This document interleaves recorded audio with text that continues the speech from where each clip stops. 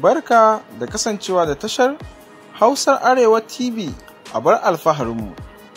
Yau za mu yi bayani ne akan wannan abun zaƙi mai suna rake, kamar yadda kowa ya san da rake sarkin zaƙi.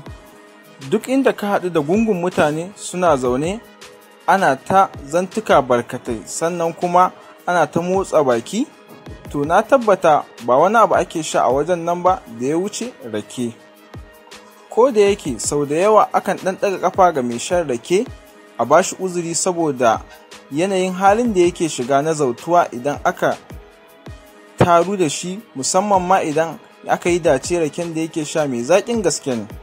Sai dai wani ɗan hanzari ba gudu ba a nan, rake yana da matuƙar amfani a jikin mutum wanda da yawa mutane ba su sani ba. Ga amfanin rake a jikin mutum guda 9 da za mu zayyano. Na ɗaya, rake na ƙara ƙarfin ƙashi a jikin mutum domin yana ɗauke da sinadarin carbohydrate a turance. Na biyu, rake yana ɗauke da sinadaran vitamin A a turance waɗanda ke ƙara ƙarfin idanu wajen gani mai nisa. Sai na uku, rake yana da matuƙar amfani wajen kare mutum daga kamuwa daga zazzaɓi, musamman idan aka matso ruwan raken aka sha. Na hudu, rake yana hana lalacewar farce ko karyewarsa ko kuma canza launi. Na biyar, rake yana sa rauni ya warke a jikin mutum da wuri, don haka idan mutum ya ji rauni ya yawaita shan rake zai samu kariya daga warkewa da wuri daga wannan ciwo.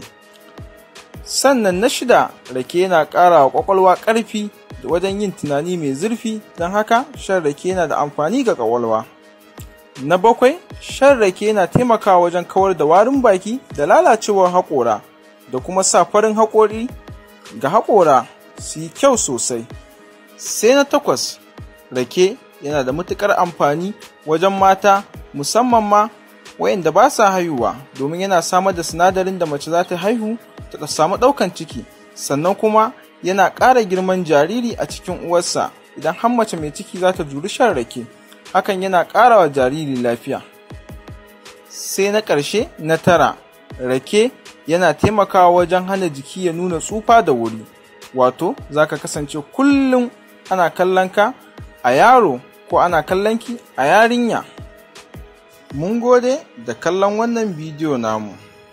Ku yi mana subscribing a tashar Hausar Arewa TV, ku yi mana sharing, ku yi mana liking. Mun gode, muna sauraron comment ɗinku.